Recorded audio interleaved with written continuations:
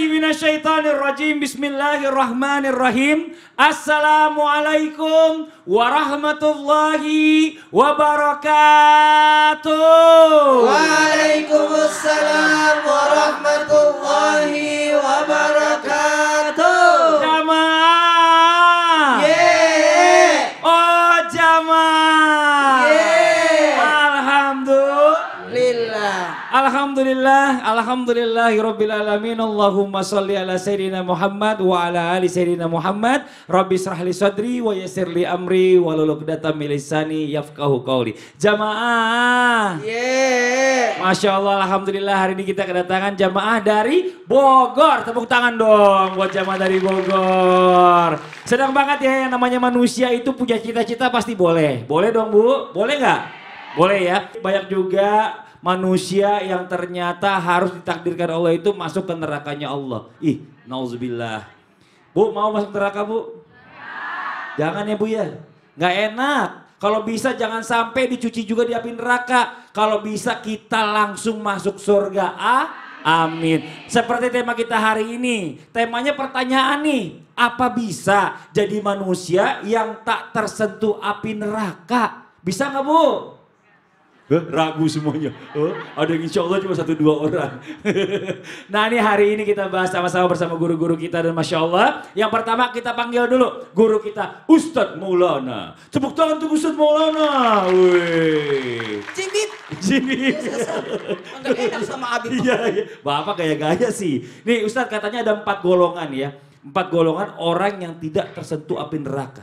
Apakah saya termasuk di 4 golongan itu? Mau tahu? Mau? Baik. Silakan jelaskan, mohon izin. Silakan Ustaz. Bismillahirrahmanirrahim. Assalamualaikum warahmatullahi wabarakatuh. Waalaikumsalam warahmatullahi wabarakatuh. Jamaah. Yeay. Oh jamaah. Yeay. Alhamdulillah. Alhamdulillahirabbil alamin. Allahumma shalli ala sayyidina Muhammad wa ala sayyidina Muhammad. Kita sama-sama doa yuk. Allahumma ajirni minan nar. Ya Allah, jauhkanlah aku dari apinya neraka. Amin. Ada 4 yang disebutkan oleh Rasulullah sallallahu alaihi wasallam orang yang haram tersentuh apinya neraka. 4 itu mohon izin Mas Fadli. Iya, Pak Ustadz. Di sini nggak ada namanya Mas Fadli. Oh nggak ada. Ada 4 itu. Namanya siapa aja? Namanya adalah hayyin, layyin, qorib, dan sal. Artinya Ustaz? Kalau hayyin, apa artinya hayyin? Hayyin itu orang yang memberikan ketenangan. Orang-orang yang senantiasa memberikan ketenangan. Oh gaduh, dia tenangkan suasana. Dia mendamaikan orang. Dia membuat sesuatu. Orang ini haram disentuh apinya neraka. Ada memang orang seperti itu Bu ya? Kalau orang berkata, jangan, dia memberikan ketenangan. Ya. Yang kedua, jamaah. Layyin. Tahu gak layyin? Layyin itu adalah orang yang lemah lembut. Itu saya Ustaz. Oh, enggak kayak. Oh enggak. Lemah lembut. Ada yang saya bisa bantu. Oh, gitu. Lemah lembut, enggak kasar orangnya, baik orangnya. Itu yang kedua. Siapa lagi? Qorib. Siapa itu qorib? Qorib adalah orang yang akrab, mudah bergaul. Saya juga itu. Ya Allah, dia semua. Padahal kan itu saya juga. Nah, kemudian sal. Tahu nggak sal? Sahal itu yang memudahkan urusan orang. Jangan persulit. Kalau bisa tanda tangan di tempat manapun boleh. Ngapain? Kamu harus datang. Sebelum saya tanda tangan, muter-muter dulu satu lapangan. Ya Allah, ngeributin banget. Ke sana dulu. Kalau sesuatu bisa dibantu, dimudahkan, bantulah orang. Betul tidak? Amin ya Bu ya. Mudah-mudahan kita semuanya termasuk orang-orang yang tidak tersentuh api neraka. Amin amin ya Rabbal alamin. Tapi kita harus perdalami lagi nih. Masya Allah, buat para jamaah yang ada di rumah, kita lanjut lagi ya. Kita tahu di para rasul, nabi, ulama ini Masya Allah luar biasa. Pastinya akan dijauhkan dari api neraka. Tapi pertanyaannya, apakah manusia biasa kayak kita-kita ini nih yang bukan ulama, yang bukan siapa-siapa bisa terhindar dari api neraka. Sedangkan yang namanya manusia itu kan gak luput dari dosa. Apalagi banyak kita gak sadarin, bener gak? Bener gak Bu? Coba kita minta guru kita Ustaz Syam menjelaskan di foto Ustaz Syam. Tepuk tangan buat Ustaz Syam. Maulana jamaah dimulakan Allah subhanahu wa ta'ala. Al-Quran surah An-Nisa ayat 69 dan 70. أعوذ بالله من الشيطان الرجيم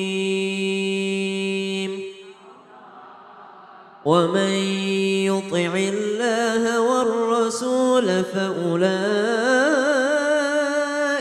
مع الذين أنعم الله عليهم فأولئك مع الذين أنعم الله عليهم من النبيين والصديقين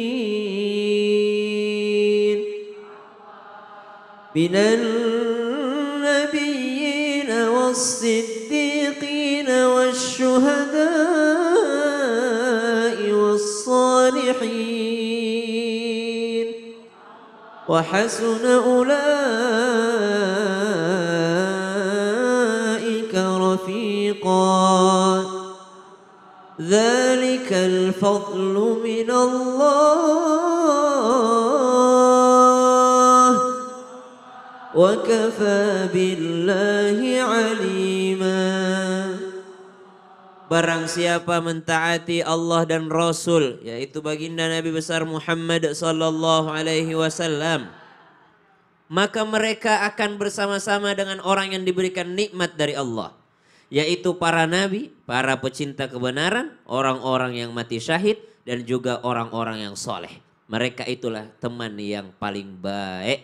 Yang demikian itu adalah karunia dari Allah dan cukuplah Allah yang maha mengetahui.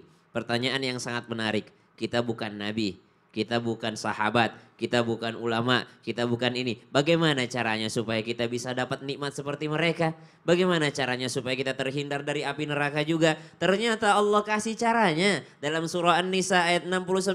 Wa may yuti'illah, taat sama Allah. Udah taat dulu sama Allah. Allah perintahkan kita sholat 5 waktu. Dia menjalankan cuma 1 waktu. Sholat apa itu? Cuma maghrib aja. Maka apakah dia terhindar daripada api neraka? Terhindar, tapi maghrib doang terhindarnya. Jadi disiksanya dari Isya sampai Asar. Maghrib istirahat lagi disiksa. Kenapa? Ada sholat maghribnya. Kalau sholatnya sehari cuma 2 kali, maghrib sekaligus Isya lah. Berarti disiksanya dari habis Isya sampai menjelang maghrib. Karena ada 2 sholatnya. Jadi kalau orang sholatnya cuma Idul Fitri?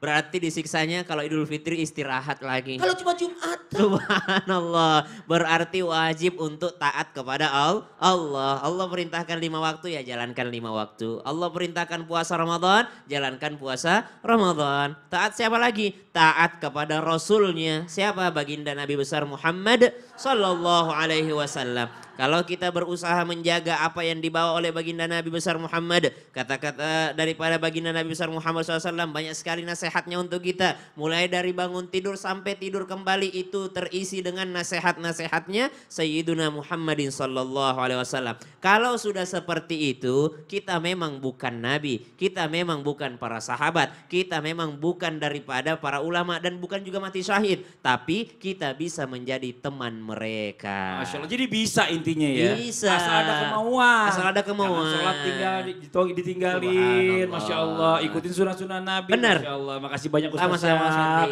Tepuk tangan buat Ustaz Syam. Jamaah.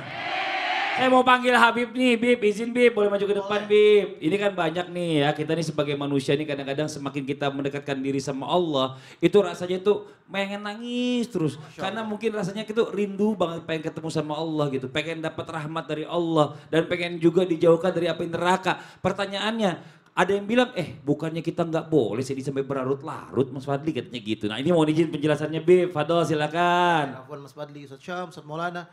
Bismillahirrahmanirrahim. Assalamualaikum warahmatullahi wabarakatuh. Waalaikumsalam warahmatullahi wabarakatuh. Alhamdulillahil wahidil ahad alladzi lam yalid wa lam yulad wa lam yakul lahu kufuwan ahad. Laisa kamitsli syai'un wa huwas samiul basir. Summa fasalli wa sallim wa barik ala sayidina wa nabiyina maulana Muhammadin wa ala alihi wa sahbihi ajmain amma ba'du. Segala puji bagi Allah Subhanahu wa taala yang insyaallah penonton di rumah, penonton di studio mendapatkan ilmu yang bermanfaat dari guru-guru kita dan insyaallah hari ini penuh dengan berkah dan ridha-Mu ya Allah, ya Rahman ya Rahim. Amin ya rabbal alamin. Wa qala Allah taala fil Qur'anil Karim, innamal mu'minuna alladzina idza dzukirallah wajilat qulubuhum wa idza tuliyat alaihim ayatuhu zadatuhum imanan wa ala rabbihim yatawakkalun. Jelas bahwasanya orang-orang yang beriman itu adalah mereka yang apabila disebut nama Allah, idza dzukirallah wajilat qulubuhum, tersentuh hatinya, gemetar hatinya, merinding. Bu. Oh. Nih lihat nih. Kalau misalkan kita cinta sama seseorang, anak kita lagi jauh sekolah di Yaman, ya kan, disebut namanya, merinding kita. Temennya nyebut namanya, bergetar hati kita. Kita demen sama seseorang, disebut namanya, tersentuh hati kita. Kita cinta kepada Allah dan Rasulnya, disebut nama Allah, maka gemetarlah hati kita. Nah, ketika manusia tersebut bersentuhan dirinya dengan Allah Subhanahu wa taala. Ya kan, bersentuhan dengan siapa? Dengan Allah, menyebut nama Allah, mengingat Allah. Maka hati mereka akan lebih tenang ketika mengingat nama Allah, membacakan ayat-ayat Allah Subhanahu wa taala. Bertambah imannya. Zadathum imanan, bertambah imannya. Dengan tambahnya iman tersebut, karena apa? Karena hanya mereka Allah Subhanahu wa taala yang memberikan taufik, hidayah, rahmat. Dan mereka yang dekat dengan Allah adalah hamba Allah yang bertawakal. Oleh karena itu, kita sebagai hamba Allah, kalau malam sholat netesin air mata itu bagus gak? Air mata itu akan jadi saksi kita nanti di yaumil qiyamah. Ini yang biasa sholat malam yang meneteskan air mata. Ini yang biasa bangun malam meneteskan air mata. Ini yang sholat netesin air mata. Yang baca Quran yang netesin air mata.